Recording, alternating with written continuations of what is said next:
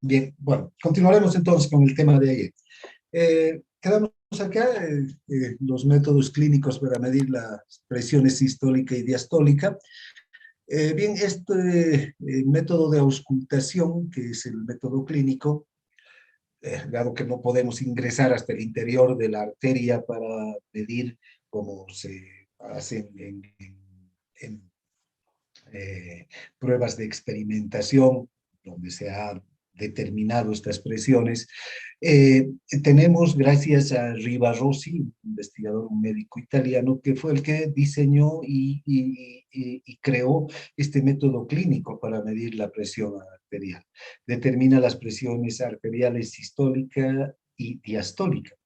Eh, para esto se necesita un aparato, el estetoscopio, o también llamado tensiómetro, que consta de un manguito que se insufla. Este es el manguito, no es nada más que una bolsa de goma que se puede inflar y insuflar, que viene en un estuche de tela o de plástico o de otro material, que debe ser ajustado al brazo, ¿ven? Y por acá está discurriendo la arteria antecubital o arteria humeral también. Entonces, aquí, como este manguito es un balón que se puede inflar, ¿no? Este manguito está conectado con un medidor, con un eh, medidor de presión. Aquí este es un barómetro que mide la presión, ¿no? Fíjense, mide presiones desde 0 milímetros de mercurio hasta 240, 280, 300 milímetros de mercurio. Hay un reloj, o de una manecilla de un reloj, diríamos, que conforme va aumentando la presión en el manguito, esa presión se transmite por esta manguera hacia el barómetro, y aquí la aguja va determinando cuánto de presión hay en el manguito, aquí en la bolsa inflable, en este bladder inflable que tenemos aplicado alrededor del brazo. El aire se insufla mediante esta bomba, ¿no? Que tiene aquí un, un, uh, uh, uh, una válvula que cuando vamos a inflar la cerramos para que no salga el aire por una parte, inflamos totalmente el manguito hasta llegar a 200, 250, que nos indique el barómetro, y luego vamos soltando lentamente el aire con la válvula, ¿no? Y conforme vamos soltando el aire, va bajando el indicador, ¿no? La aguja del hombro va bajando conforme va bajando la presión. Ahora, ¿qué presión nos está indicando este barómetro? La presión del aire que está dentro del manguito. Pero vean cuál es el principio aquí. Cuando insuflamos el manguito hasta por encima de los 200 milímetros de mercurio, por decir, sabemos que en una persona normal la presión sistólica es hasta 120, 130, 140 milímetros de mercurio, y la presión diastólica puede llegar hasta 80, 90 milímetros de mercurio. Entonces, si insuflamos por encima de los 140 milímetros de mercurio, llegamos a 150, 200, la presión del bladder, del manguito insuflado, va a aplastar a la arteria antecubital, porque va a ser mayor la presión en el manguito, la presión del aire, que la presión de la arteria. Y este aplastamiento, este colapso de la arteria va a hacer que la sangre deje de fluir, el flujo sanguíneo se va a interrumpir, ya no va a pasar más sangre desde la arteria antecubital hasta la radial y a la mano, y todo el flujo sanguíneo al antebrazo y la mano va a quedar cortado. Entonces, luego empezamos a liberar de aire al manguito, ¿no? Con la válvula. Y estamos atentos, tomamos el pulso radial, que en este momento, cuando tenemos 200 milímetros de mercurio, por ejemplo, que nos está midiendo el manguito, el pulso radial ha desaparecido, no hay el pulso radial. Entonces, ¿qué es lo que hacemos? Liberamos de la presión del manguito, del aire del manguito, a través de la válvula. Entonces va bajando la presión. Y si este individuo tiene la presión sistólica de 130, cuando el aire del manguito llegue a 130, entonces se van a igualar la presión arterial y la presión del manguito. Y entonces el flujo sanguíneo se va a restablecer y la sangre va a pasar nuevamente por la arteria antecubital y va a llegar hasta la radial. Y entonces podemos sentir en ese momento que nuevamente se restablece el pulso. El momento en el que se restablece el pulso y el marcador o hacia donde esté marcando la aguja, si es 130 milímetros de mercurio en la aguja, y en ese instante sentimos que se restablece el pulso, esa es la presión sistólica. ¿Sí? ¿Por qué? Porque se ha restablecido la presión, perdón, se ha restablecido el flujo gracias a que se han igualado las dos presiones, ¿no? Ya no hay una presión mayor en el manguito que esté colapsando a la presión de la arteria. Bien, este es el método inicial, original, ideado por Rivarossi. Solamente con este método se puede medir la presión sistólica, porque no tenemos ya cómo determinar la presión diastólica. Entonces, a esto se complementó con el fonendoscopio, y entonces aquí vamos a escuchar unos ruidos, ya no vamos a sentir el restablecimiento del pulso en la radial, sino vamos a escuchar aquí también en el antebrazo, por debajo de la arteria humeral, vamos a escuchar cómo se restablece el flujo sanguíneo a través de un fonendoscopio. Entonces, procedemos de la misma manera. Colocamos el manguito, insuflamos por encima de 200 milímetros de mercurio, ponemos el fonendoscopio y escuchamos. No vamos a escuchar nada. Empezamos a desinflar el manguito y conforme vamos desinflando, ¿vean? Se van a igualar las dos presiones y entonces se va a restablecer el flujo sanguíneo y escuchamos ahí un primer ruido. Luego vamos a escuchar, y si ven ustedes aquí arriba, en esta gráfica, cuando se restablece el primer ruido, el punto B, vean, se restablece el flujo, el punto B, ya escuchamos un primer ruido, luego un segundo, un tercero, un cuarto, hasta que desaparecen los ruidos. Vamos a escuchar un primer tum, tum, tum, tum, por decir, ¿no? Y hasta que desaparece. Cuando el momento en el que desaparece, esa es la presión diastólica. Cuando aparece el primer ruido es la presión sistólica y cuando desaparece en C es la presión diastólica. Bien, estos son los ruidos de Korotkov, que se basan en ese principio, ¿no? De elevar la presión en el manguito hasta por encima de la presión de la arteria y luego escuchar el momento en el primero, cuando se eleva la presión en la arteria o en el manguito y se supera la presión de la arteria, el flujo queda cortado, ¿no? No hay flujo. Y cuando se desinfla el manguito y se igualan las presiones, el flujo se restablece. Y entonces en ese momento podemos escuchar el primer ruido. Vamos a escuchar una serie de ruidos que van a preceder al primer ruido hasta que desaparece casi por completo, desaparecen los ruidos. Entonces, en el momento en el que desaparecen, tenemos la presión diastólica.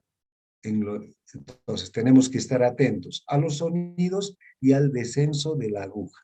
Bien, este es un método original. Hoy en día van a tener tensiómetros ya digitales, mucho más fáciles de medir, que no, en algunos casos ni siquiera se necesita colocar el estetoscopio o fonendoscopio para escuchar los ruidos, directamente nos da la pantalla del tensiómetro digital, ¿no? Pero en práctica, por ejemplo, en el laboratorio van a aprender ustedes a tomar la presión con este método original, el de Riva-Rossi. Primero, a través del método palpatorio y luego del método auscultatorio. Bien, aquí quedamos con este tema de la medición de la presión, porque lo vamos a ver en práctica. Bien, ahora hablaremos de las presiones arteriales normales medias, tomados por el método de auscultación, por el método clínico. A ver, cuando hablamos de la presión arterial media, nos estamos refiriendo al promedio de la presión sistólica y la presión diastólica milisegundo a milisegundo durante todo el ciclo cardíaco. Es decir, aquí tenemos que medir milisegundo a milisegundo, los 0,83 segundos que dura todo el ciclo cardíaco, hay que medir la presión sistólica y la presión diastólica. Y el promedio de todas esas presiones nos va a dar la presión arterial media. Bien, ahora, esta presión arterial media, desde luego, se ha obtenido con un tensiómetro que tome la presión en el interior de la arteria, ¿no? Y se ha determinado que en un adulto joven, sano, la presión arterial media es de 100 milímetros de mercurio. Entonces nosotros, como ya les dije hace un tiempo atrás, vamos a trabajar con las presiones medias de 100 milímetros de mercurio. Esa es la presión media. Y es el promedio de las presiones, ¿no? Bien, ahora, esta presión arterial media va variando.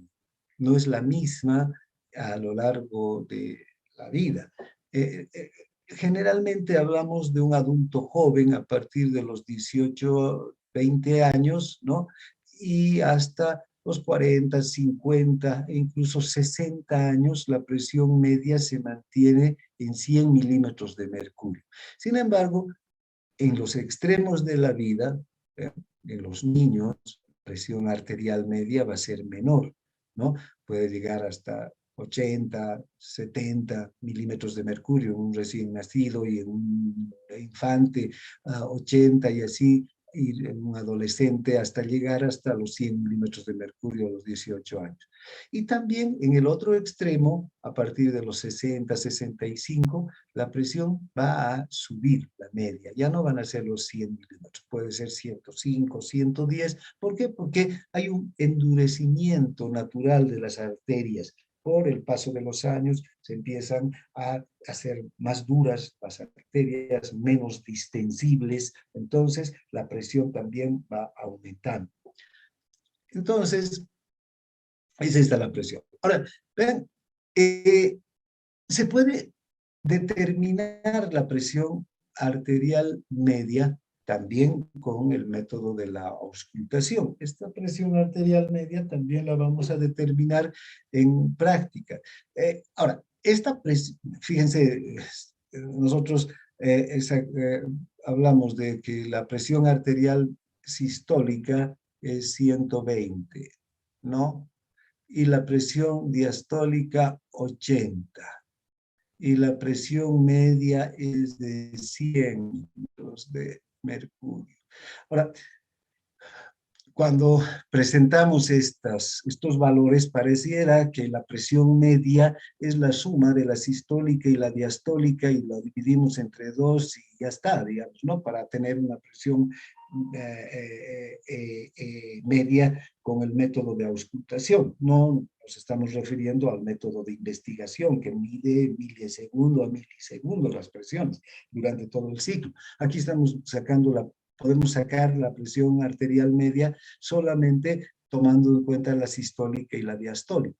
Ahora vean, si sumamos 120 más 80, 200 dividido entre 2, que sería una presión promedio, es de 100 milímetros de mercurio, pero estos 100 milímetros de mercurio no se obtienen mediante ese cálculo, sino que hay que tomar en cuenta que en el método clínico ya para determinar la presión media, tiene que tomar en cuenta que el ciclo cardíaco consta de sístole y diástole, y la sístole y la diástole no tienen la misma duración, no tienen el mismo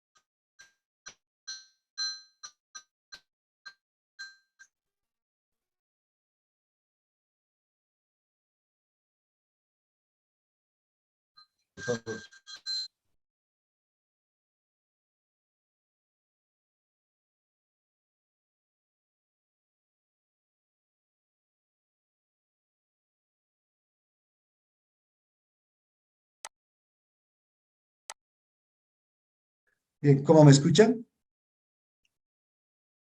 Hola. Sí, escuchamos. Doctor, se le escucha. Bien, bueno, entonces les decía, fíjense, la sístole y la diástole, que son los dos periodos del ciclo cardíaco, no son iguales en tiempo. O sea, ya sabemos que son muy diferentes en cuanto a los fenómenos que ocurren, pero también en el tiempo.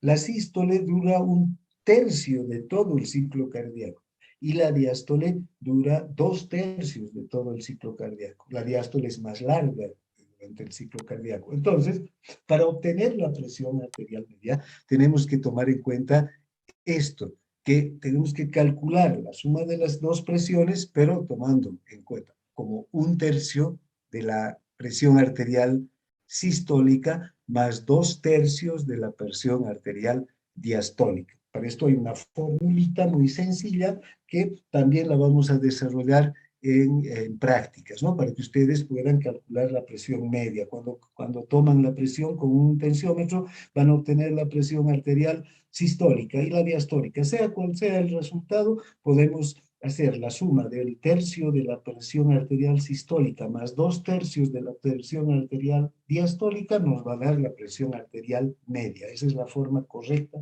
de sacar la presión media. Esta presión media es importante conocerla. ¿Por qué? Porque nos va a determinar, vean, la característica de la presión durante todo el ciclo cardíaco. Cuando estamos sacando una presión media, ya no estamos hablando de presión sistólica y diastólica, sino de la presión durante todo el ciclo cardíaco. Y la presión media se tiene que mantener en un rango de aproximadamente entre 90 milímetros de mercurio y 110 milímetros de mercurio. Bien, cuando obtenemos la presión media. Ya les decía que tomado con un medidor de presión que se aplica directamente en el interior de la arteria, este medidor de presión nos da la media de las presiones arteriales medidas milisegundo a milisegundo en el periodo de todo el ciclo cardíaco, ¿no? Y por eso no es igual a la media de las presiones sistólica y diastólica. Hay que tener en cuenta eso. No es sumar la sistólica y la diastólica y sacar la media. No nos va a dar una presión real, sino hay que determinar un tercio de la sistólica más dos tercios de la diastólica. O si quieren también un 60% de la diastólica y un 40% de la sistólica, que viene a ser lo mismo. Bien, son los métodos de determinación de la presión media. Bien, ahora hablamos de las venas y de sus funciones.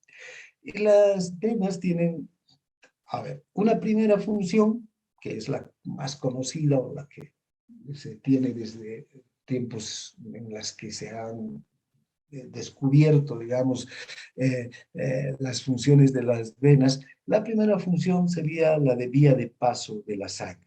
Las venas recogen la sangre desde los capilares y las retornan hasta el corazón. Las venas sistémicas van a recoger la sangre desde los capilares sistémicos y van a llevar a través de la unión de venas pequeñas, medianas, grandes, hasta la aurícula derecha. Lo mismo va a ocurrir con las venas pulmonares, ¿no? Desde los capilares pulmonares se van a ir juntando las venas más pequeñas, venas medianas, hasta las venas pulmonares y van a llegar hasta la aurícula izquierda. Entonces, esa es una función importantísima de las venas. Pero hay otra función que radica en que las venas son muy distensibles, como hemos visto ayer. Tienen una compliancia, una capacitancia 24 veces más que las arterias y se pueden distender hasta 8 veces más que las arterias. Esto las convierte en verdaderos reservorios, verdaderos almacenes de sangre para que el organismo utilice esa reserva de sangre cuando lo necesita. Entonces, las venas también, aunque no tienen una capa muscular tan desarrollada como las arteriolas, por ejemplo, tienen una capa de músculo liso que les permite contraerse. Y ahí viene una nueva función, la de impulsar la sangre mediante la contracción hacia el corazón. Entonces, cuando el organismo necesita mayor cantidad de sangre, el gasto cardíaco tiene que aumentar. La única manera que aumente el gasto cardíaco es aumentando el retorno venoso. Entonces, las arterias, las venas también se contraen y aumentan la cantidad de sangre que retorna hacia la aurícula derecha y aumenta el retorno venoso y aumenta el gasto cardíaco en directa proporción. Otra función que tienen las venas es impulsar la sangre desde los miembros inferiores, en especial estas venas periféricas que están en las piernas, en los muslos, e impulsar la sangre hacia arriba, porque nosotros somos bípedos que estamos parados en dos piernas y la sangre tiene que vencer la resistencia de la gravedad, porque la gravedad atrae al líquido, a la sangre hacia el suelo y la sangre tiene que subir desde el piso, desde los pies, desde las piernas hasta la aurícula derecha. Entonces, también las venas periféricas tienen una función importante, impulsar la sangre mediante lo que se conoce como la bomba venosa. Y finalmente, las venas ayudan al gasto cardíaco. Esta capacidad que tienen las venas de contraerse y de impulsar la sangre hacia el corazón va a estar directamente relacionada con las necesidades de sangre, las necesidades de flujo sanguíneo de los tejidos. Si los tejidos necesitan mayor cantidad de sangre, necesitamos aumentar el gasto cardíaco, ¿no? Se necesita mayor flujo sanguíneo que salga desde el corazón hacia los tejidos, desde el ventrículo izquierdo hacia los tejidos. Pero la única manera de que el corazón disponga de mayor cantidad de sangre es si aumenta el retorno venoso. Entonces, fíjense, las venas tienen esa función clave de aumentar el retorno venoso para que aumente el gasto cardíaco. Cuando disminuyen las necesidades a nivel de los tejidos, también las venas también tienen que disminuir el gasto cardíaco en primer lugar. Ya no necesitamos tanta sangre en los tejidos. Si estamos corriendo y luego nos sentamos, ya no hay necesidad de sangre en los músculos, tiene que disminuir el gasto cardíaco. Pero la única manera que disminuye el gasto cardíaco es disminuyendo el retorno venoso. Disminuye el retorno venoso y disminuye el gasto cardíaco. ¿Y quién determina la disminución del retorno venoso? Las propias venas, ¿no es verdad? Bien, entonces son varias funciones, como ustedes verán, que tienen las venas. No solamente son, no solamente tienen esa primera función conocida como vías de paso, como si fueran solamente unas mangueras que llevan sangre desde los tejidos hacia el corazón, sino que cumplen importantísimas funciones en el funcionamiento del sistema circulatorio. Ahora, ¿cuáles son las presiones venosas? La sangre, ya hemos visto, se mueve desde el ventrículo izquierdo hacia la aurícula derecha. Y desde el ventrículo izquierdo hacia los tejidos, la sangre es conducida por las arterias. Cuando la sangre llega por las arterias, arteriolas, metaarteriolas, hacia los capilares, la sangre, entonces ahí se intercambia con el líquido intersticial, los componentes de la sangre con el intersticio, y bueno, deja los nutrientes y recoge las sustancias de desecho, y nuevamente la sangre tiene que fluir hacia el corazón. ¿Quiénes se encargan de llevar esa sangre hacia el corazón? Son las venas que desembocan en la aurícula derecha. Entonces, ya hemos visto que para que la sangre circule, el principal mecanismo que hace que la sangre circule es la gradiente de presión. Entonces, tiene que haber una presión alta en el ventrículo izquierdo y en la aorta, y una presión muy baja en la aurícula derecha y en las venas cavas. Estas dos venas que van a desembocar ya en la aurícula derecha tienen que tener presiones tan bajas como la aurícula derecha. Bien, entonces la presión en la aurícula derecha tiene que ser muy baja, es de 0 milímetros de mercurio. Esta presión está regulada por la capacidad del corazón de bombear la sangre hacia el exterior de la aurícula y ventrículos derechos, que son los pulmones. Entonces, en primer lugar, esta presión en la aurícula derecha, que tiene que ser muy baja, de 0 milímetros de mercurio, tiene que permitir que la sangre pase de la aurícula al ventrículo y luego el ventrículo bombee hacia la arteria pulmonar. Y por otro lado, ¿vean?, tiene que haber una tendencia de la sangre de fluir desde las venas periféricas hacia la aurícula derecha. ¿En qué radican estos dos, digamos, estos dos factores que regulan la presión en la aurícula derecha? Uno es que si esta es la aurícula derecha y este es el ventrículo derecho, para que la sangre pase de la aurícula derecha al ventrículo derecho, tiene que primero llegar la sangre aquí, ¿no es verdad? Y tiene que tener una presión muy baja cuando se llena. ¿Cuánto es? De 4 a 6 milímetros de mercurio, como hemos visto cuando hemos hablado del ciclo cardíaco. Esta es una presión baja, pero cuando la aurícula está llena. Y cuando la aurícula está llena, el ventrículo, ¿cuánto de presión tiene? 0 milímetros de mercurio. Esta gradiente de presión hace que pase la sangre y la aurícula se vacíe.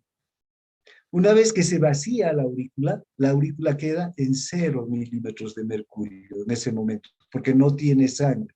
En cambio, el ventrículo empieza recién a aumentar la presión en el periodo de contracción isovolumétrica. Entonces, al quedar en 0, la presión en la aurícula derecha hace que la sangre que está en las venas periféricas fluya hacia la aurícula por la gradiente de presión. Las venas periféricas van a tener una presión entre 10 y 6 y 5 milímetros de mercurio.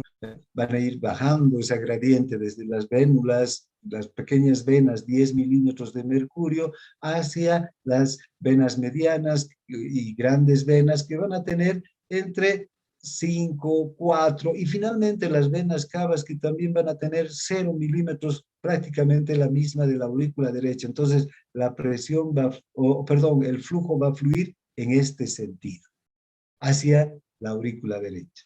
Por eso es que estas presiones son muy bajas, ¿no? Es normal que la presión en la aurícula derecha entonces la tomemos como de 0 milímetros de mercurio. Reitero, gracias a esta presión y la presión en el ventrículo, la presión media del ventrículo, que es de 100 milímetros de mercurio y es la misma en la aorta, ¿vean? En el ventrículo izquierdo y en la aorta, la sangre va a fluir de una gradiente alta a una gradiente baja, ¿no? La diferencia de presión va a hacer que fluya. Bien, ahora, esta presión en la aurícula derecha puede aumentar. Y si aumenta la presión en la aurícula derecha, va a haber un problema. Este retorno venoso se va a ver dificultado.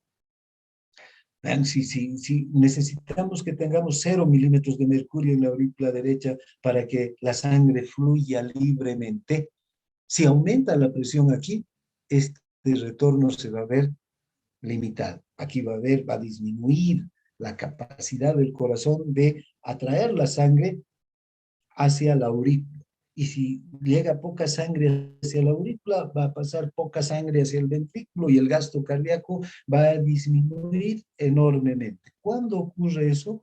Cuando hay una insuficiencia cardíaca, cuando el propio corazón es incapaz de bombear la sangre hacia las grandes arterias. Si este corazón tiene una insuficiencia, está débil y bombea poca sangre hacia la arteria, va a quedar un volumen telesistólico mayor que el que normalmente debería quedar, ¿no?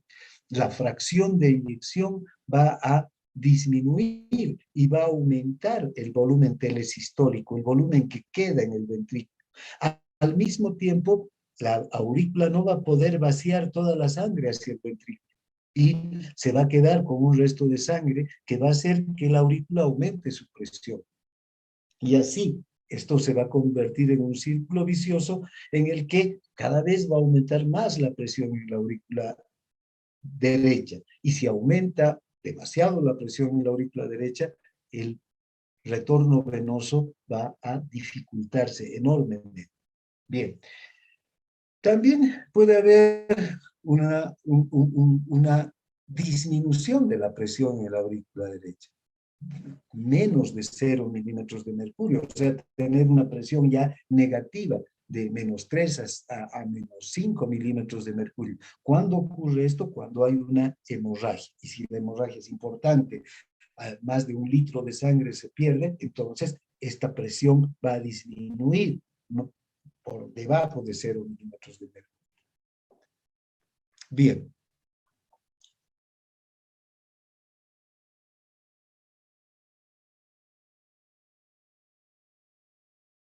Ahora, las grandes venas, como las dos cavas, ejercen muy poca resistencia al flujo sanguíneo cuando éstas están distendidas, es decir, cuando están dilatadas, ¿no? Y ahí la resistencia es casi cero.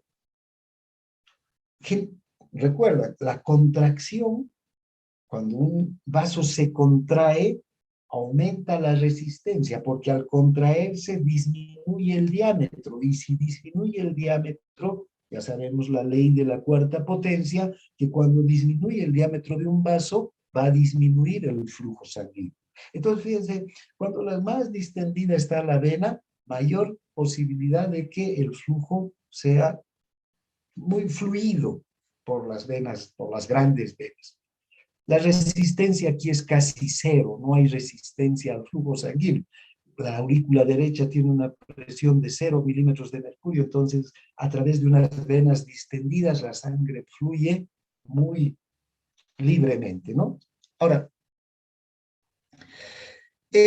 la mayor parte, además de las grandes venas que entran al tórax y al abdomen están comprimidas en varios lugares debido a la presencia de las vísceras. Las vísceras pueden comprimir a las venas y hacer que el diámetro de la vena disminuya, no por la contracción de la propia vena, sino por esta compresión, ¿no? Eh, Esto hace que las venas ofrezcan también una resistencia al flujo sanguíneo debido a la presencia de los órganos. Pero esto es normal y, o sea, forma parte, digamos, de la resistencia que tienen las venas al paso de la sangre. Pero ¿qué ocurre, por ejemplo, si hay un tumor, si hay en las personas durante el embarazo o en personas que tienen una masa abdominal demasiado grande? Ahí va a haber un problema, va a haber una dificultad a la circulación.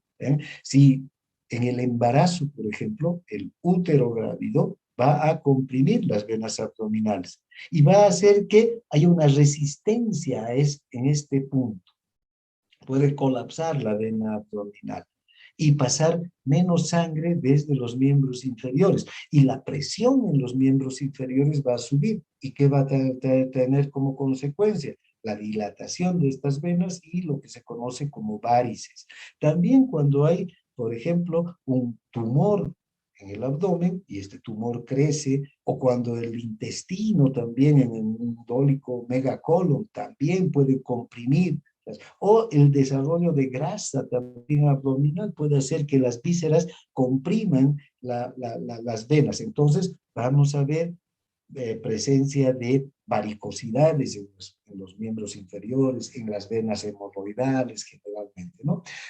Ahora, la presión en las venas pequeñas, más periféricas, es de 4 a 6 milímetros de mercurio, como les decía hace un momento, incluso hasta 10 milímetros de mercurio puede llegar esta presión en las vénulas, porque la presión en el extremo venoso del capilar va a ser de 10 milímetros de mercurio, justo cuando están empezando a formarse las vénulas.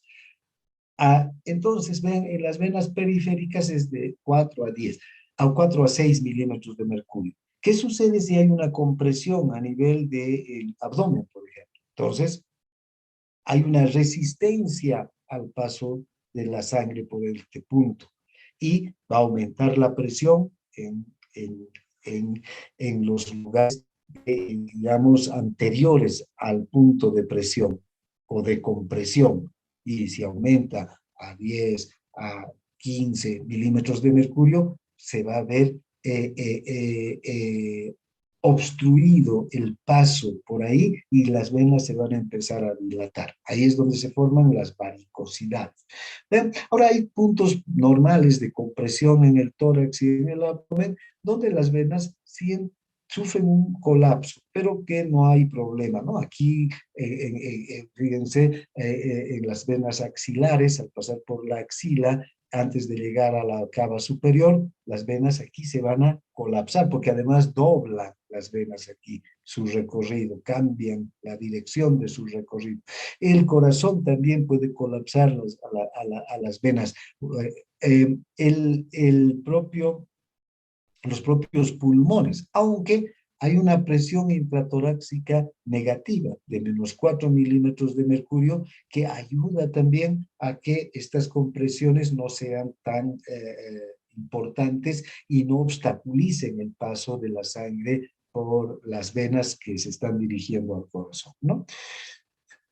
Bien, ahora, si se eleva la presión a nivel de la aurícula derecha, como les decía hace un momento, va a haber un aumento de la presión venosa periférica en las extremidades y todo el cuerpo. Y además, esto va a hacer que disminuya el retorno venoso. Va a haber directamente una disminución, va a haber un impedimento al retorno venoso, va a disminuir, va a llegar menos sangre desde la periferia hacia el corazón. ¿Por qué? Porque hay un obstáculo en el propio corazón, en la propia aurícula. una fuerza que se está oponiendo a que la sangre llegue desde las venas hacia la aurícula.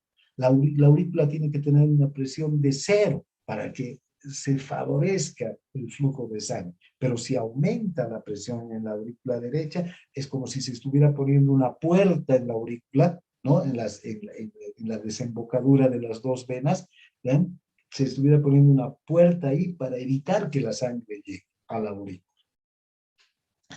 También este efecto de la presión intraabdominal, ya les decía, va a hacer que aumente la presión venosa en las piernas. Eso puede llegar a formar edemas, ¿no?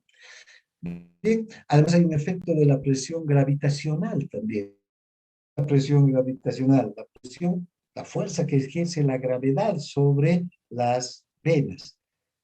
Y más que sobre las venas, sobre el líquido que contienen las venas, la sangre. Si esta sangre que tiene que subir es atraída por la fuerza de la gravedad hacia el piso. Ustedes saben que todo material, toda materia que está sobre la Tierra, por la fuerza de la gravedad de la Tierra, tiende a ser atraída hacia el suelo, ¿verdad? Entonces, la sangre no es una excepción y todo nuestro cuerpo. De hecho, hemos visto cómo los músculos antigravitacionales, los que están en las piernas, los que están alrededor de la columna vertebral, todo el tiempo están ejerciendo una fuerza en contra de la gravedad para mantenernos de pie. El momento en el que el fascículo el retículo espinal o el fascículo vestíbulo espinal disminuyen su acción excitadora, ¿no? Van a producir que estos músculos antigravitacionales pierdan la excitación, se inhiban y la persona caiga al piso, ¿no? Pierda el equilibrio. En cambio, cuando estos músculos antigravitacionales están excitados, mediante los estímulos de estos fascículos, la persona se va a mantener de pie, erguida, firme. Bueno, todo el cuerpo es atraído por la gravedad, la sangre de las venas también. Entonces, vean, para que suba la sangre, no solamente tiene que haber esta diferencia de presiones que acabamos de decir, sino también tiene que haber una ayuda extra, porque hay una presión, la presión de la gravedad, que sabemos que en la aurícula derecha es 0 milímetros de mercurio la presión, pero si debido a la fuerza de la gravedad, vemos la diferencia entre la presión entre la aurícula derecha y la presión en los pies, va a ser de más 90 milímetros de mercurio. ¿Cómo hace el organismo para vencer esta presión e impulsar la sangre desde los pies hacia la vena cava? Esto es gracias a la bomba venosa. Esta bomba venosa, vean, está compuesta por una serie de válvulas que están en las venas. Las venas tienen una estructura, así como esta escalera que estamos viendo, que permiten que la sangre fluya de abajo hacia arriba y que vaya atravesando por estos esfínteres. Estos esfínteres venosos que son verdaderas válvulas. Estas esfínteres, cuando la sangre pasa de este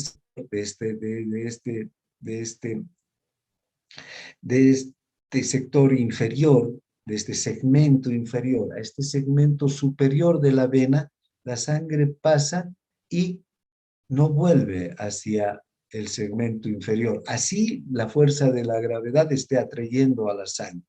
Y así sucesivamente. Ustedes pueden ver cómo estas válvulas venosas están distribuidas por todo el sistema venoso, en especial en las piernas, en todo el miembro inferior, desde los pies hasta las caderas. Entonces, ¿qué va a ocurrir para que la sangre fluya? Aquí esta bomba venosa, estas válvulas que están en el recorrido de las venas, tienen que ser complementadas con la acción muscular. Entonces, cada vez que nosotros estamos de pie y damos un paso, caminamos, se mueven nuestros músculos, se contraen nuestros músculos, se contraen y se relajan los músculos del miembro inferior, cuando estamos caminando, trotando o corriendo, bailando o haciendo cualquier actividad. Entonces, esa contracción comprime a las venas y hace que el contenido de la sangre fluya de abajo hacia arriba. El contenido de la sangre de un segmento inferior al superior, este segmento, la sangre no vuelve al inferior porque hay esta válvula venosa que le impide volver, está cerrada. Cuando termina la contracción, cuando se produce la contracción, pasa la sangre. Cuando termina la contracción, la sangre intenta volver, pero encuentra a la válvula cerrada ya en ese momento. Esta válvula se cierra por la misma presión de la sangre. Ahora, hay personas que tienen que permanecer de pie durante horas por oficios, por actividades que desempeñan. Un cirujano, por ejemplo, tiene que estar parado ahí al lado de la mesa de operaciones 1 hora, 2 horas, 3 horas, 5 horas, lo que dure la operación.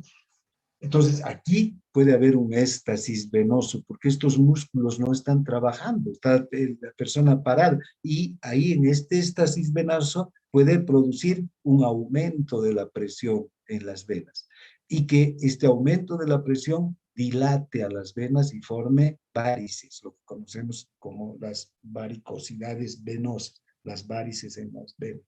Para evitar eso, la persona debería por lo menos contraer, estando parada, contraer y distender los músculos del miembro inferior, ¿no?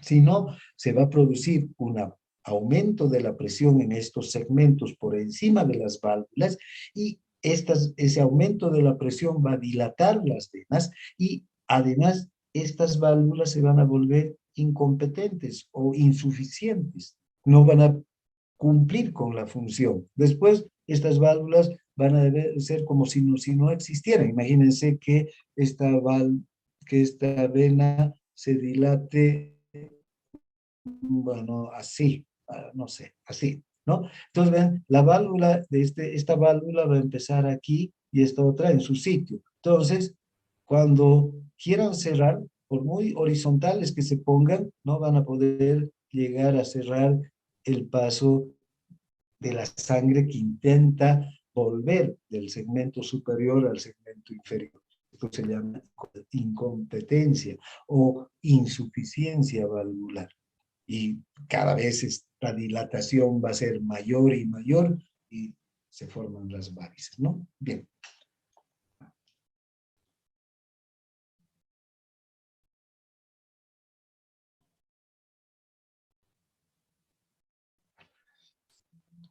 Finalmente, las venas tienen esta gran importancia de cumplir como reservorios de la sangre. Nuestras venas actúan como reservorios de hasta un 20% de la sangre total. Nosotros tenemos 5 litros, bueno, un adulto joven normal, ¿no?, de unos 70 kilogramos, tiene alrededor de 5 litros de sangre. Es la cantidad total de sangre distribuida entre los dos sistemas, ¿no? El sistema mayor y el menor. Entonces, de esos 5 litros, 1 litro está destinado exclusivamente a cumplir como reserva. Y si nosotros perdemos sangre por una hemorragia, por ejemplo, inmediatamente las venas se empiezan a contraer para empezar a mandar sangre hacia la aurícula derecha para que se mantenga el gasto cardíaco.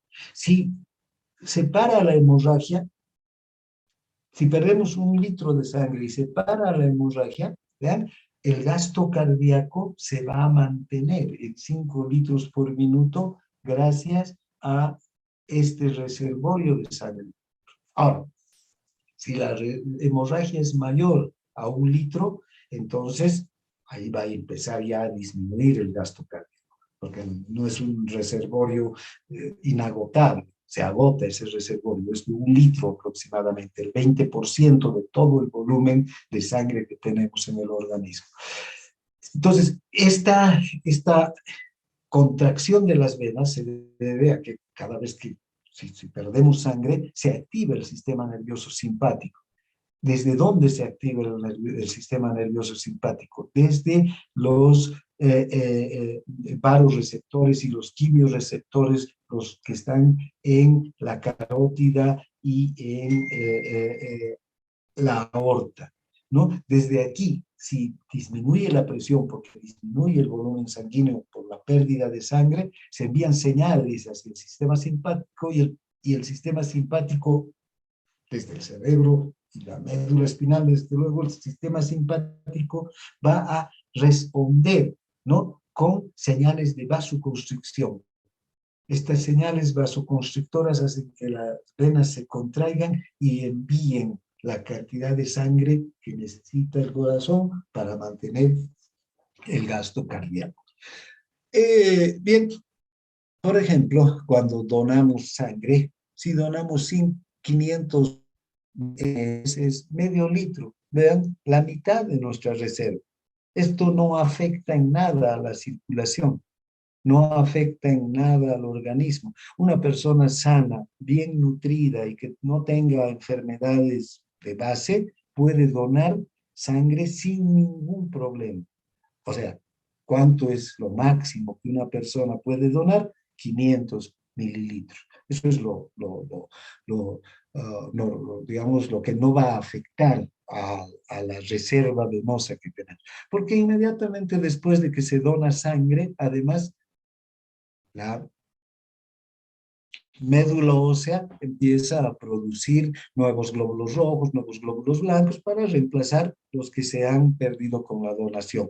Pero eso es para restituir ese medio litro de sangre que requerimos que esté presente por si hubiera necesidad de reponer la sangre en el organismo en caso de una hemorragia. Ahora, hay otros reservorios también que junto con las venas pueden ayudarnos a mantener un gasto cardíaco adecuado cuando hay pérdidas de sangre. Está el vaso, que puede liberar hasta 100 mililitros de sangre, el hígado, varios cientos, porque puede haber también una contracción del hígado, de las venas del hígado, y el hígado es un órgano que está cargado de sangre y puede enviar varios cientos de mililitros de sangre a la circulación. De hecho, las venas abdominales, los plexos venosos tienen estos reservorios de sangre. Y finalmente, los pulmones también se pueden contraer y exprimir sangre y enviar a las venas en caso de necesidad. Y el corazón, que hemos visto, tiene una reserva, ¿no? ¿Cuál es la reserva del corazón? El volumen telesistólico. El volumen telesistólico de 50 ml que queda al final de cada sístole, ese volumen actúa como reservorio. Bien, entonces este tema. Ahora vamos a hablar de la microcirculación y el sistema linfático. Ahora hablaremos de ese punto de la circulación en el que se intercambian los nutrientes, se intercambian los productos de desecho, se intercambia líquido, se intercambia iones entre la circulación capilar y el líquido intersticial. Este es el intercambio que hay entonces de líquido y de las sustancias que contienen este líquido que se intercambia a través de los poros capilares, entre el capilar y el líquido intersticial. Y además vamos a hablar también de un sistema circulatorio accesorio complementario que tenemos, que es el sistema linfático y del flujo de la linfa a través del sistema linfático. Bien, hablaremos entonces de la microcirculación. Bueno, aquí se cumple en la microcirculación La función esencial del sistema circulatorio. ¿Cuál es la función esencial del sistema circulatorio? ¿Para qué tenemos corazón, venas, arterias, capilares? Si no es para que los nutrientes, como el oxígeno, la glucosa, los aminoácidos, los ácidos grasos, las vitaminas, todos los nutrientes que consumimos con los alimentos puedan ser transportados hasta las células. Las células no están en contacto, no somos un organismo unicelular que obtiene del medio ambiente directamente todos estos nutrientes. Hay necesidad de transportar los nutrientes, ¿verdad?, hasta los tejidos. Pero en los tejidos, los nutrientes tienen que salir desde la circulación hacia el intersticio, donde están las células. Esa función la cumple la microcirculación. Pero además de llevar los nutrientes hasta los tejidos, la microcirculación cumple con la función de recoger todos los productos de desecho que produce la célula, que son productos tóxicos, que no se pueden quedar ni en la célula ni en el intersticio. Tienen que pasar otra vez a la sangre y ser llevados hacia los órganos de desecho. ¿Cuáles son nuestros órganos de desecho? Esencialmente el hígado y los riñones. Entonces, fíjense, este punto, la microcirculación, es la encargada entonces de intercambiar todos esos productos que han sido transportados por el sistema circulatorio. Bien, ¿cómo está compuesta la microcirculación? Para empezar, hablaremos de las arteriolas pequeñas. Estas son ya, digamos, las arterias, las divisiones más pequeñas de las arterias. Donde terminan las arterias, empiezan las arteriolas. ¿Y qué diferencia hay entre las arterias más pequeñas y las arteriolas? Es que las arteriolas pequeñas tienen una pared, ¿no? Una pared que es menos resistente, pero es mucho más muscular, ¿sí? Y entonces esto hace que estas arteriolas tengan una capacidad de contraerse y dilatarse enorme. O sea, aquí las arteriolas se pueden distender más que las arterias, que ya sabemos, las arterias no se distienden, no son vasos muy distensibles como las venas en el otro extremo, pero las arteriolas se pueden distender más que las arterias porque tienen una capa muscular mucho más desarrollada y esa capa muscular se puede dilatar y se puede contraer enormemente. Gracias a esto controlan el flujo sanguíneo hacia cada territorio tisular. Entonces, gracias a que una arteriola se contrae y se dilata, puede aumentar o disminuir el flujo sanguíneo que está yendo a un tejido. Entonces, ahora, ¿quién determina el flujo sanguíneo? Que estas arteriolas se contraigan o se dilaten. Las condiciones locales de los tejidos. Esos van a controlar los diámetros de las arteriolas. Si el tejido aumenta su metabolismo, va a aumentar el diámetro de la arteriola y va a llegar mayor cantidad de flujo. Si el tejido disminuye su metabolismo, va a disminuir el diámetro de la arteriola y va a llegar menos flujo al tejido. Fíjense, este es un control independiente del sistema nervioso, del sistema autónomo, de las hormonas, etcétera, que también van a intervenir. Vamos a ver que van a intervenir, pero que su intervención es secundaria. La intervención primaria para el control del flujo es las condiciones locales de los tejidos. Bien, entonces, cada tejido controla su propio flujo sanguíneo.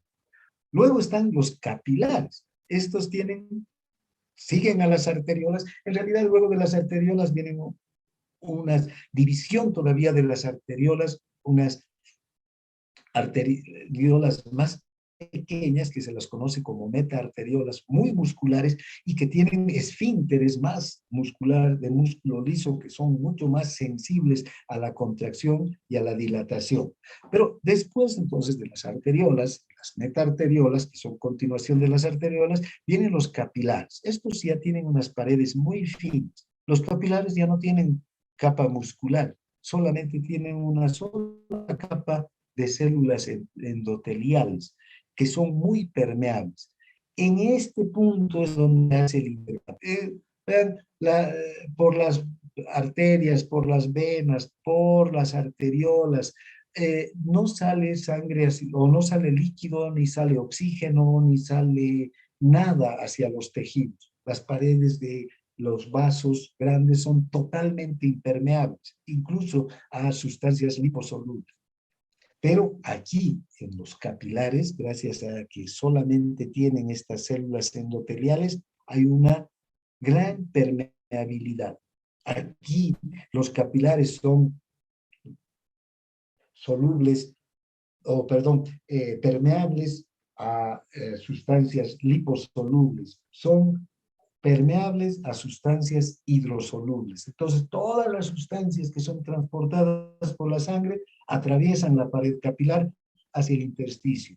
Y todos los desechos que se forman en las células atraviesan la pared capilar desde el intersticio hacia el capilar. Entonces, gracias a esta permeabilidad, todas estas sustancias atraviesan con gran facilidad. Aquí tenemos un esquema de lo que viene a ser la circulación o la microcirculación, circulación capilar, ¿ven? La arteriola muscular, la metaarteriola con esfínteres precapilares que se contraen y dilatan con facilidad, terminan en los capilares, ¿no? Aquí la sangre arterial, rica en oxígeno y nutrientes, llega hacia los tejidos, se llevan los nutrientes y el oxígeno hacia los tejidos, aquí están las células, y desde los tejidos pasa ya las sustancias de desecho y se empieza a formar la sangre venosa que termina en las vénulas.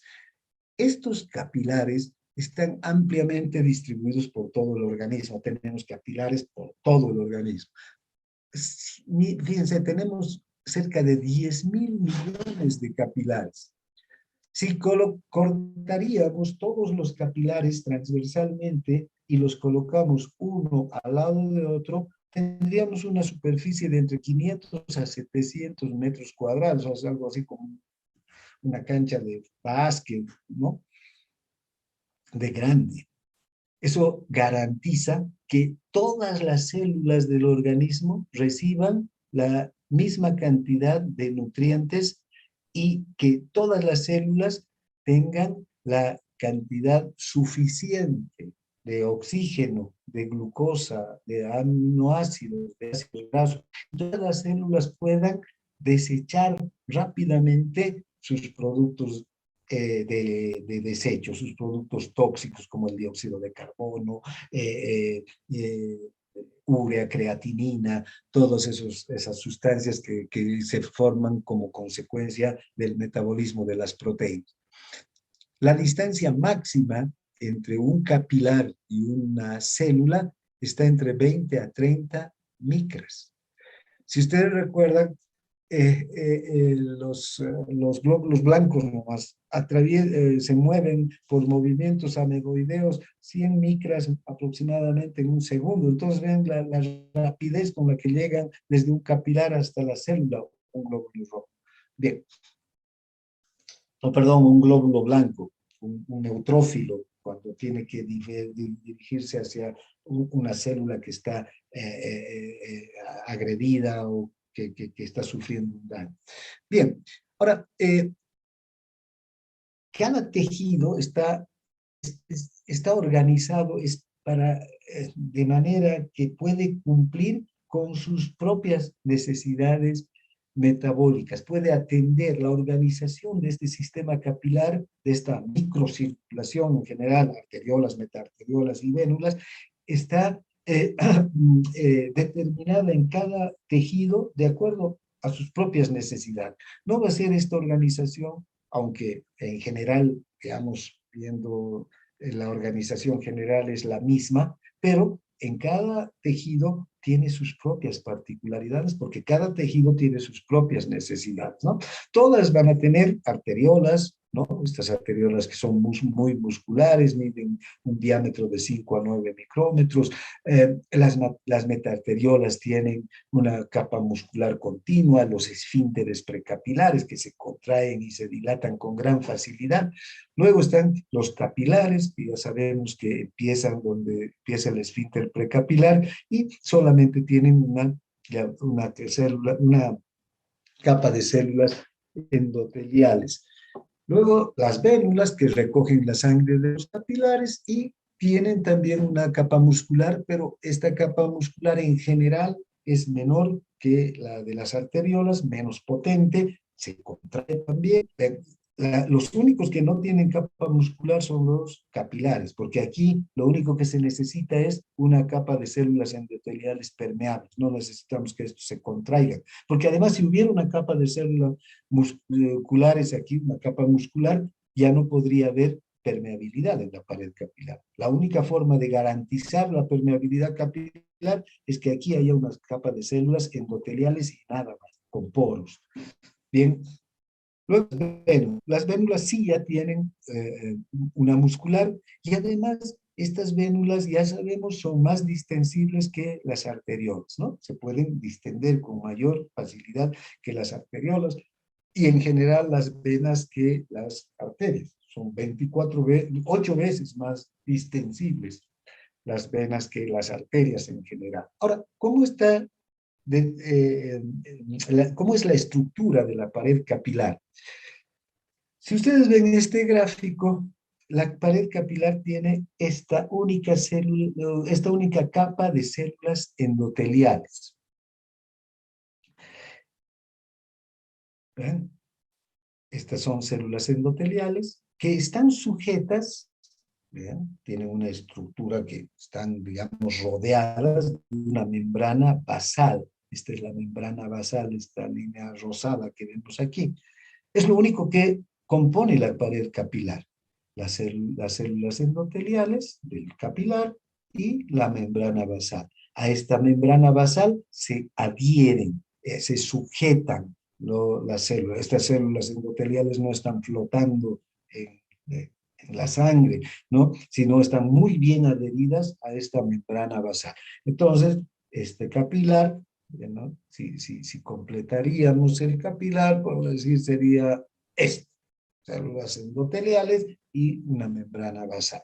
Ahora, ¿cuánto es el grosor de la pared capilar? Este grosor de la pared capilar es de unas 0,5 micras. Vean qué delgada que es la pared capilar. Entonces, atraviesa con mucha facilidad los iones, las sustancias liposolubles, el oxígeno, atraviesa desde el capilar hacia el intersticio y el dióxido de carbono desde el intersticio hacia el capilar por liposolubilidad con gran facilidad. Y el diámetro interno del capilar va a ser entre este punto y este punto, por decir, entre 4 a 9 micras. Recuerdan, por los capilares circula ¿quién? El glóbulo rojo. Y el glóbulo rojo circula exactamente, cabe exactamente en un capilar, de tal suerte que la distancia entre la membrana del glóbulo rojo y la membrana de la célula endotelial es de unos cuantos angstroms. Hay distancia, pero es muy pequeña. Esa distancia ayuda a que el intercambio del oxígeno con el dióxido de carbono sea muy rápido, ¿no? Que el oxígeno no se diluya aquí en la sangre, sino que ni bien sale del glóbulo rojo, inmediatamente atraviesa la pared capilar, porque además aquí hay una alta concentración de oxígeno y aquí hay una baja concentración de oxígeno. Entonces, por diferencia de concentración, atraviesa el oxígeno, por difusión simple, atraviesa el oxígeno desde el capilar hacia el intersticio. Lo mismo ocurre con el dióxido de carbono, en sentido inverso, ¿no? Ahora,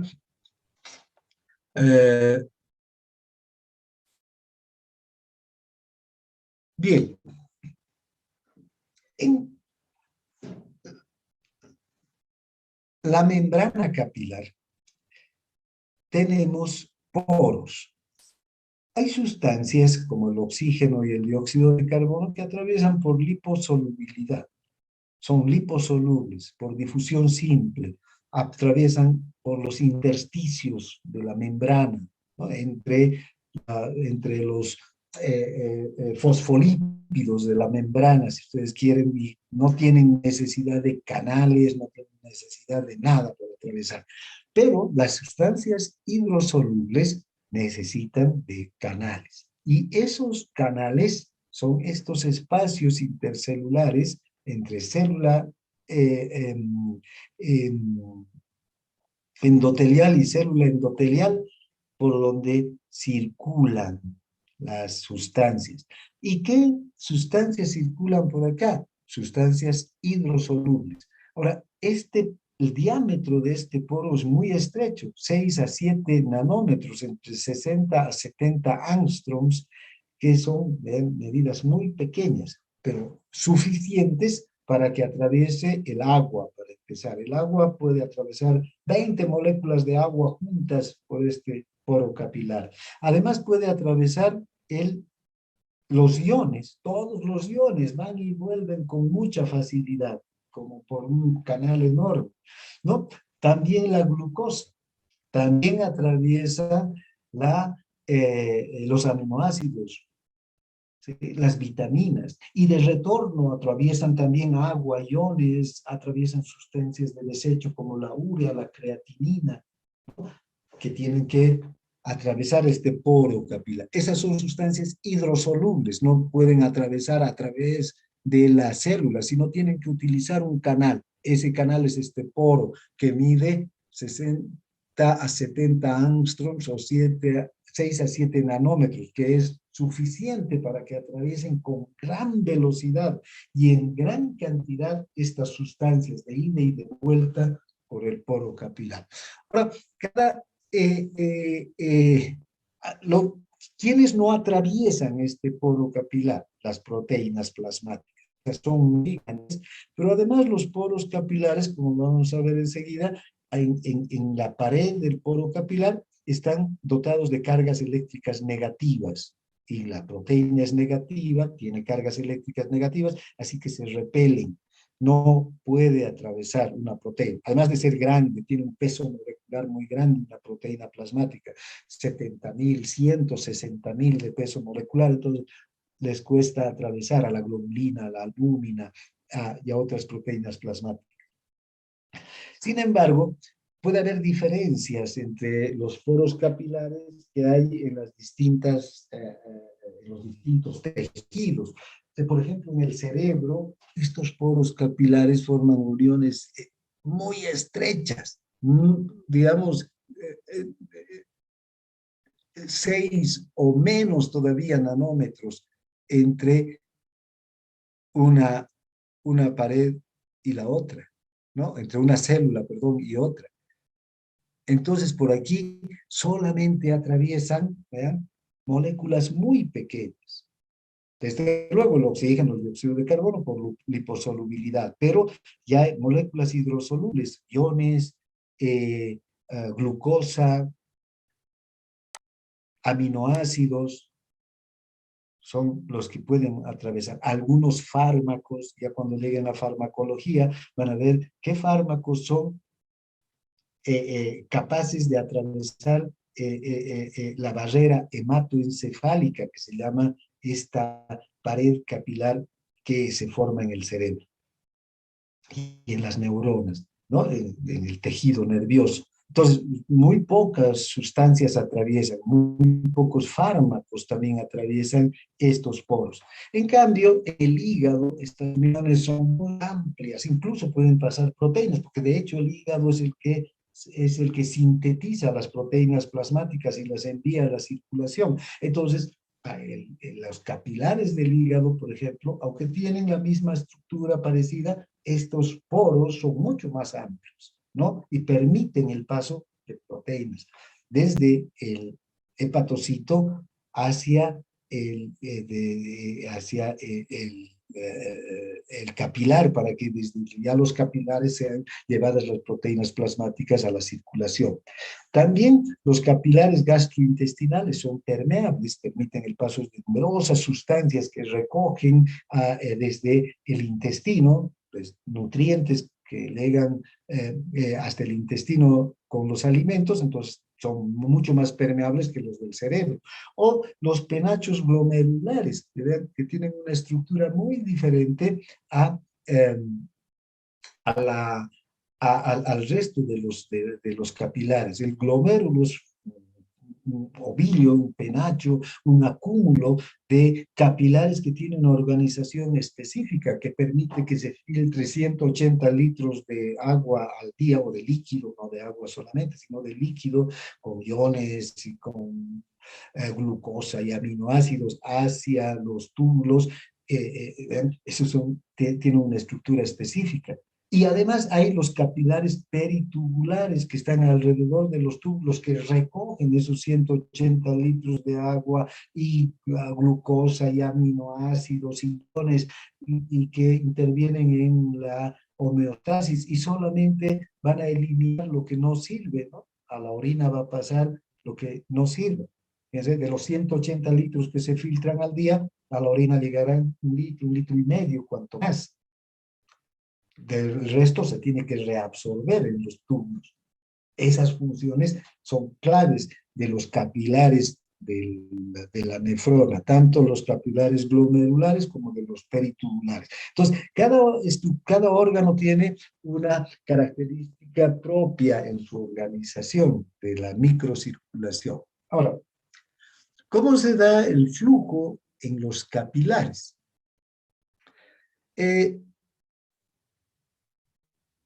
Borraremos esto un segundito. Bien, la sangre hacia todo territorio tisular, es decir, hacia los tejidos, fluye de forma intermitente, aparece y desaparece de pocos segundos a minutos. Si yo estoy con la mano quieta, sin mover mi mano, todos los músculos de mi mano están en reposo y la sangre está llegando en muy poca cantidad, 4 mililitros por cada 100 gramos de tejido en un minuto. Entonces, llega poca sangre. Pero empiezo a mover mi mano, abrir y cerrar la mano. Fíjense, en un segundo ha cambiado la actividad de mi mano. Y por estos músculos requieren oxígeno, glucosa, necesitan nutrientes para cumplir con su función. Inmediatamente se abren los esfínteres precapilares, se dilatan las arteriolas y llega mayor cantidad de sangre. Entonces, fíjense, a los tejidos, de acuerdo a sus necesidades metabólicas, la sangre llega de forma intermitente. Aparece o desaparece cada pocos segundos o minutos, depende de la actividad metabólica del órgano. Ahora, esa causa de esa intermitencia se conoce como vasomotilidad. La vasomotilidad, entonces, es la capacidad de contraerse intermitentemente de las metaarteriolas, esfínteres capilares, esfínteres precapilares e incluso de las arteriolas, que ya hemos visto tienen una capa muy muscular. Esa capa muscular y estos músculo liso que está en las metaarteriolas y en los esfínteres precapilares es muy sensible a los cambios metabólicos del tejido, y entonces se dilata o se contrae con gran rapidez, y entonces está en esta acción intermitente de contraerse y relajarse, lo que llamamos vasomotilidad. Ahora, ¿qué regula la vasomotilidad? El metabolismo. ¿Y cuál es el factor más importante del metabolismo? La concentración de oxígeno en los tejidos. Ya sabemos que para que nuestras células funcionen, nuestras células son aeróbicas, necesitan del oxígeno de manera esencial. El metabolismo de las células es un metabolismo aeróbico. depende entonces del oxígeno. Si las células incrementan su metabolismo, necesitan mayor cantidad de oxígeno. Y cuando ese oxígeno se utiliza, ¿no? Fíjense, va a determinar que se incremente el flujo sanguíneo hacia ese tejido. Cuanto mayor oxígeno necesita la célula, cuanto mayor es la velocidad de utilización del oxígeno por parte de la célula, mayor necesidad de que se produzca la vasomotilidad, es decir, que se dilaten los esfínteres precapilares, que se dilaten las metarteriolas para que aumente el flujo, y si aumenta el flujo llegan más glóbulos rojos con mayor velocidad, con mayor cantidad de oxígeno para satisfacer las necesidades de ese tejido. Si disminuye la actividad de la célula, ¿no?, inmediatamente va a disminuir el consumo de oxígeno. Lo primero que va a haber, disminución de las reacciones metabólicas internas. Si hay una disminución en la velocidad de la utilización de oxígeno, entonces, ¿qué va a ocurrir? Los esfínteres precapilares, las metaarteriolas se van a contraer y va a llegar menos flujo de oxígeno, menos flujo de sangre, perdón, porque ya no, las células requieren menos oxígeno. Va a llegar la cantidad de oxígeno es necesaria para que se produzca el metabolismo de la célula. Entonces, fíjense, gracias a la regulación de la vasomotilidad por el propio oxígeno, por la propia concentración de oxígeno, se va a permitir que la sangre de oxígeno. Si hace falta, si aumenta el metabolismo, aumenta el transporte de oxígeno porque se dilatan estos esfínteres y las metaarteriolas. Si disminuye el metabolismo, hace falta menos cantidad de oxígeno. Entonces se va a contraer la metaarteriola y el capilar y va a reducir el flujo sanguíneo, ¿no?